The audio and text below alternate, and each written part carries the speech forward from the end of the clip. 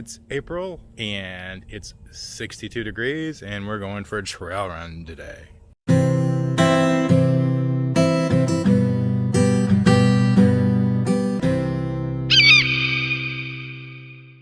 Welcome to Gans Creek Wild Area once again. If you've never been to Gans Creek before, go ahead and come to one of these stations right here where you can grab yourself a map and you can see about the trail, especially if you're going to Gans Creek, because there is a marked trail on here. It is pretty nice. It's marked with orange little things, and it is this part of the trail on Rock. This is all of Rockbridge State Park. It is this part of the shaded area of the park, and if you can see, there's a orange path around there. It's a 5-mile loop. Some people say it takes all an afternoon to do it, and if you're just going to take your time and mosey along and maybe stop at every cliff and take in the view or play in the creek or something like that, yeah, take some time to do it. Take a lunch with you if you want. It's pretty cool. But if you're not, if you're going to be trail running, I know it's going to take me just about an hour to run the 5-mile loop. So I'm not that worried about the time. In fact, all I had with me today is just a small thing of water, because I know that's all I'm going to need for 1 hour on the trail.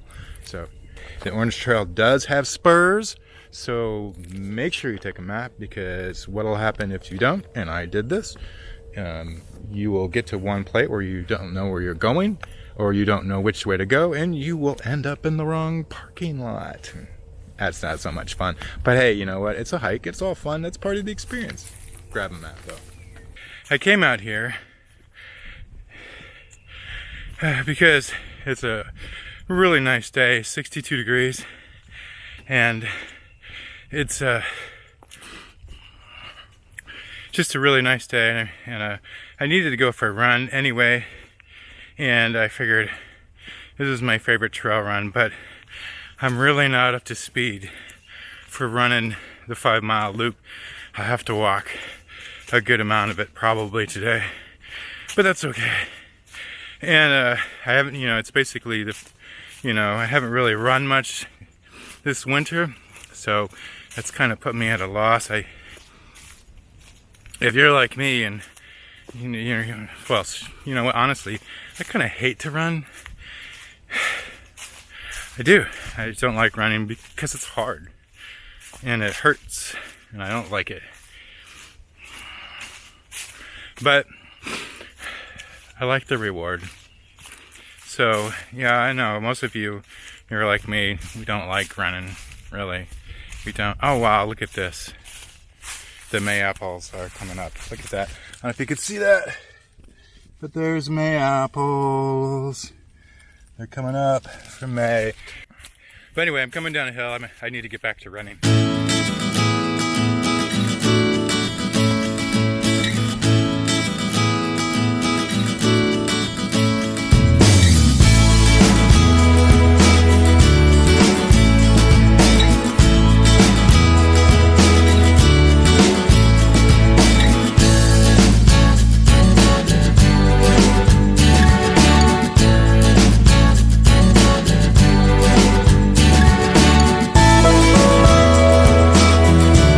So this is one of those places where you have to be careful, because not only is there a trail right down there, see it?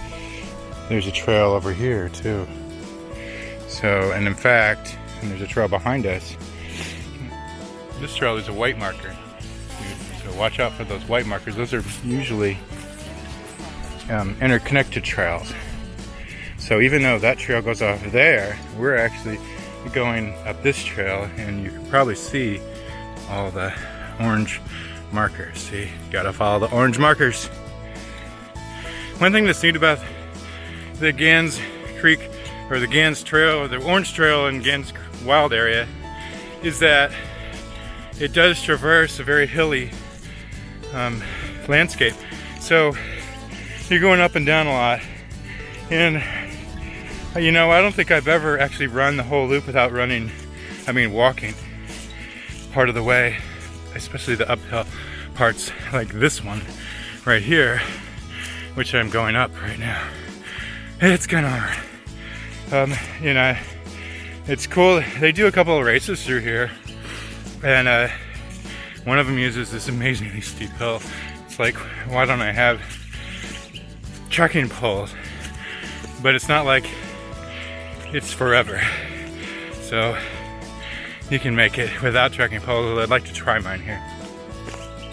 Anyway, so it does dip down from cliff to through the creek at least twice, and there's 3 times when you're at creek level to cliff level. So be warned, there are hills here, and but it is fun. That's what kind of makes it fun, kind of makes the scenery different, and so not so monotonous. But hey, we're out in nature. That's the cool thing.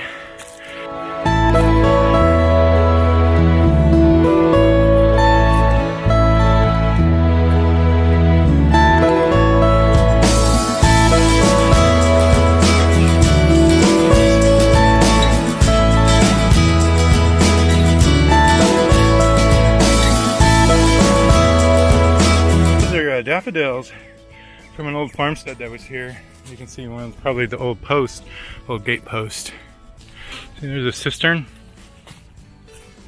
and here's the old foundation with the chimney and everything.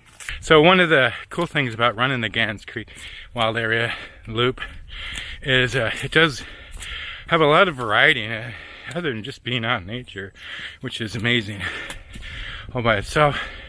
Has a ton of variety, where you go from the old growth forests with the high canopies to the cedar forests, which are the younger forests that haven't had the big trees growing up in it yet, so it's all cedars. And you go from a few places where there's even fields, and of course all the cliffs and the creeks and ups and the downs.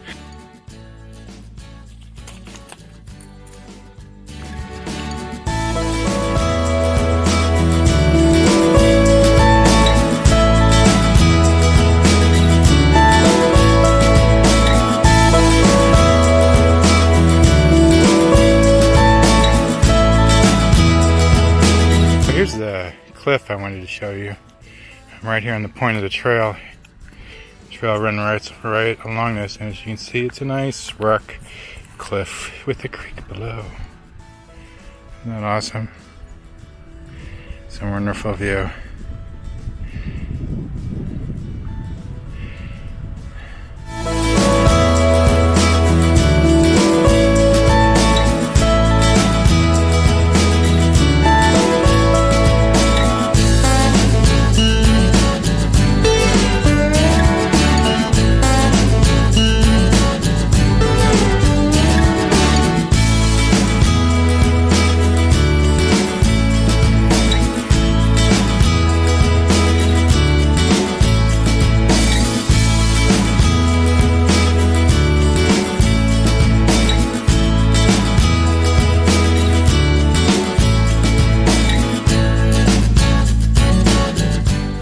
So I ran across a couple of trail runners today, ran by them, and this was good, cool to see. Glad other people are utilizing the trail, because it really is a nice place, and you know, nature provides a ton for us. And just being out in it is really nice and just refreshing, and it makes you forget everything else in the world and back to basics.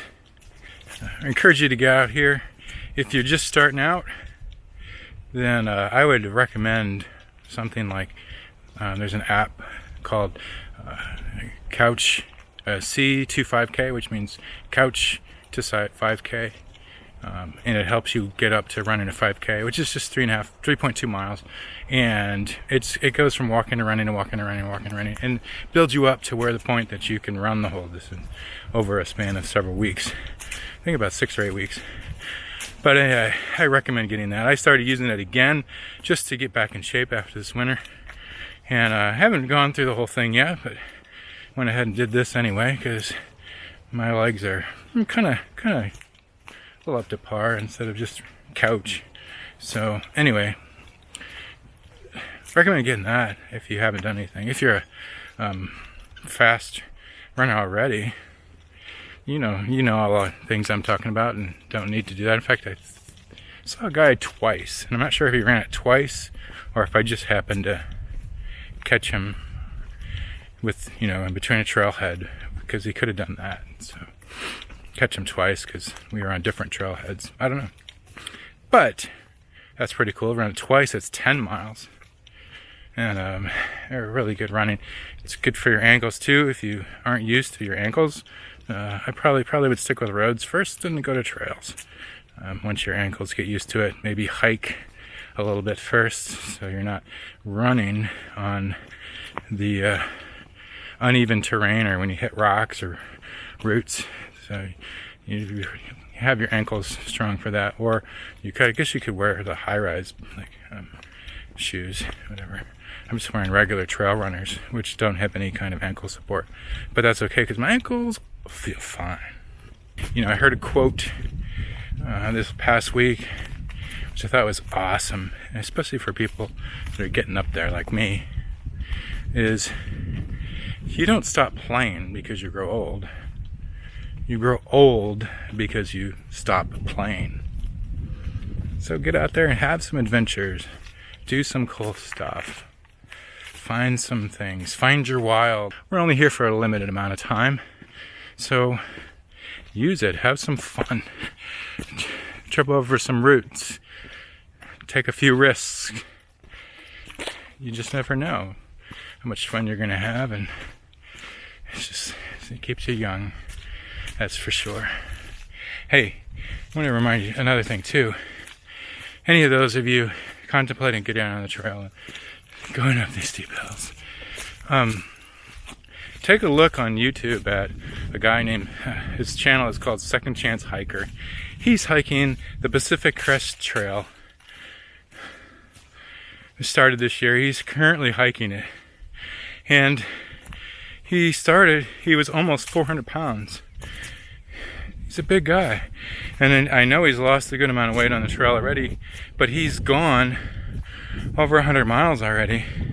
And he's vlogging his adventure. I really encourage you to check him out, because that's really inspiring to see him do that. And he's had some hardships, and he talks about some crazy stuff that's happened on the trail. And beating the cold and the wind. He's going through a lot of snow and just crazy conditions. Climbing mountains and persevering and camping most of the nights, and carrying his backpack to do so.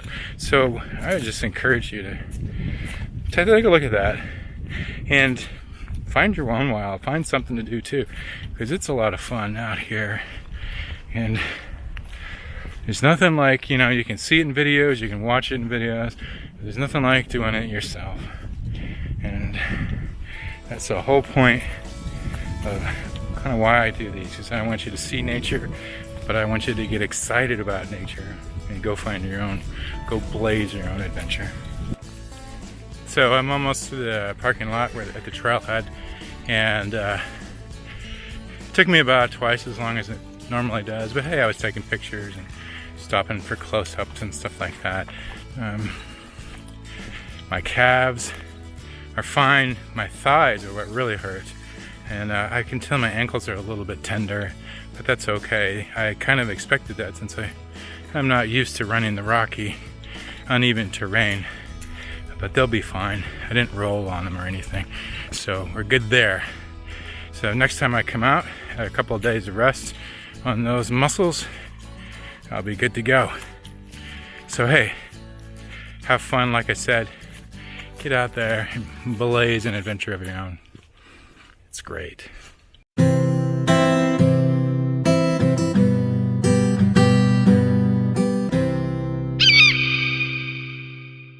It seems like the sun has been at my back the whole time. I promise you I've done a loop. I really have.